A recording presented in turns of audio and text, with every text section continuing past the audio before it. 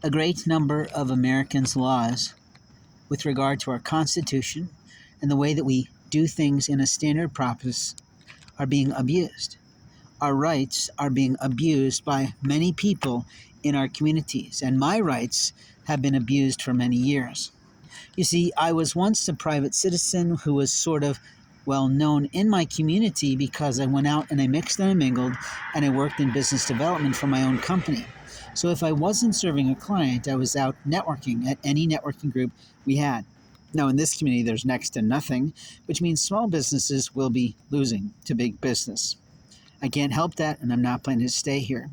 But the reality is, as a small business entrepreneur, I know how to develop myself.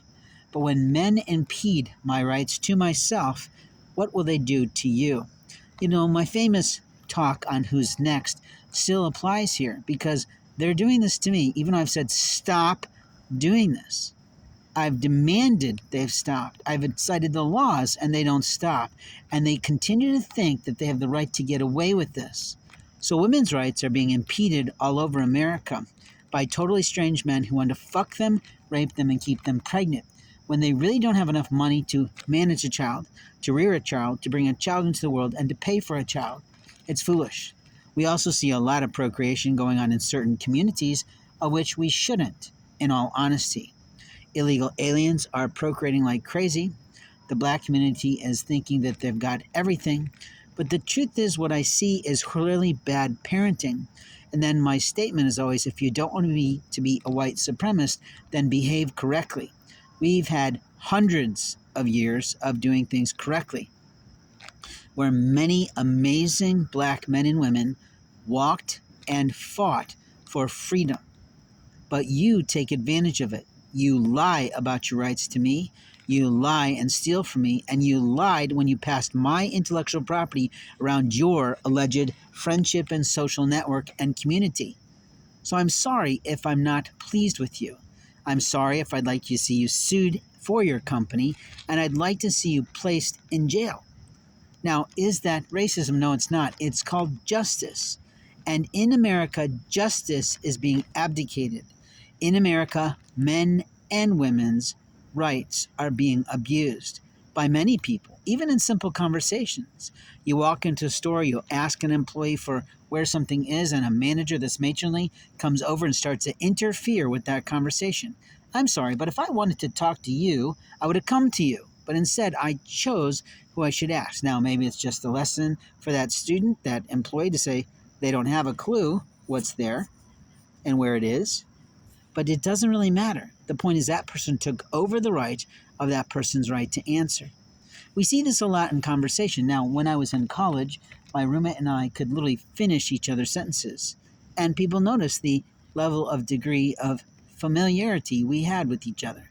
But we should have, as we were friends and lovers, and we had been together for some time. In Japanese culture and in my family relationships of choice, where I chose my spouse, a Japanese woman, and we had a child, a Japanese son, I don't believe we did anything wrong. And truthfully, we had a lot to deal with back then when we started. Now, what I can say to you is that's over and done. I'm sad about that, and I'm not glad about that, but I have moved on. And when I talk about these things, people seem to piss all over me as if men don't have the right to grieve. I know that when things went wrong, I know that when I got the lost call, I can tell you that I'm pretty angry that some sibling would think they have the right to delete the telephone number to my son or delete the phone number to my spouse so that they could involve themselves over Facebook and ask all kinds of questions so that in my mother's obituary, the wrong information and information I didn't need listed was listed. All I asked for is the same lines from my father's obituary to be listed in my mother's obituary, but they still screwed it up. And then they took it out completely. So my family, who was a avid supporter and helper to my elderly parents, wasn't honored at all. But the caregiver we provided money to and salary to all while I was homeless got accolades in that obituary. Now, if you think I'm upset, the answer is yes. Why? Because as the son of my mother, my late mother, I could have cared for her quite well. I could have taken her and driven her to the doctor taken ferocious notes, and kept everybody abreast of what was going on. But those people assigned to do so by my late father didn't do so. Now, do I have the right to be upset about that? You better fucking believe I do. But openly, that's what siblings do during a time of loss. I miss my mother. I dearly miss my father, but that's not the point. The point is you, sir, who's coming up to me at night and putting your hands in my bags and stealing things that I've set aside for other people are abusing my rights.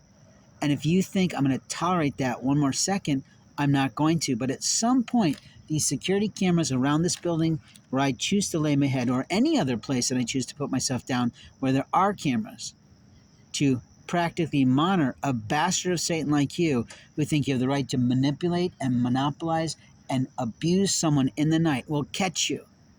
And that should be enough to put you in jail. You see, a liar in a police force will do that while you're sleeping. A liar in a jail, a sheriff, will abuse you while they put you out. And the truth is, the rape of a man is still the rape of a man, and the rape of a man's rights was handled by a dyke bitch lesbian sheriff. And openly, who knows why she did? Maybe she's jealous of a professional man. I don't really give a shit. She violated the rules of engagement of her job. She didn't follow the duties or the responsibilities or the legal liabilities of her position, and openly, a man has been ferociously hurt.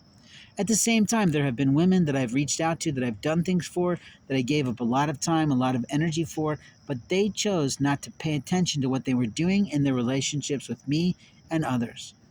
And as a result, who gets hurt? The guy who gives a lot and does a lot more.